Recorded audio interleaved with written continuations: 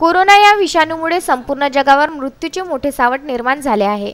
कोरोनामुळे मोठमोठे देश अडचणीत आले आहे। यानंतर आर्थिक संकटही गडद होणार आहे, ते मानवासाठीच। कोरोनामुळे संपूर्ण देशात लॉकडाऊन आणि संचारबंदी लावण्यात आली आहे। याही परिस्थितीत मानव घरात खाऊन पिऊन मजा करत आहे। मात्र या मानवनिर्मित आपत्तीमुळे इतर प्राणीही संकटात सापडले आहे।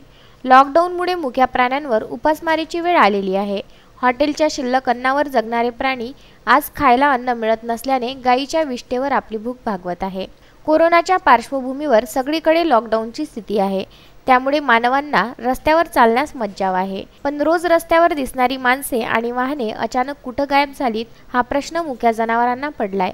कमी अधिक प्रमाणात लॉकडाऊनचा फटका सर्वच मुक्या प्राण्यांना बसलेला दिसतोय। नेहमीप्रमाणे बिस्किट किंवा खाऊ घेऊन येणारी माणसं आज कुठं हरवलीत, हा प्रश्न सतावतोय तो कुत्र्यांना, गायींना आणि बैलांना। दररोज गल्लीबोळात हिंडणाऱ्या गायी, बैल, कुत्रे हे हॉटेल आणि घरात उरलेल्या शिळ्या अन्नावर जगत होते। मात्र सध्या सर्व खाद्यपदार्थाची दुकाने, हॉटेल, धाबे बंद असल्याने या मुक्या प्राण्यांवर उपासमारीची वेळ आली असून त्या मुक्या प्राण्यांवर कागद, पन्नी अशा वस्तू खाऊन आपली भूक भागविण्याची वेळ आली आहे।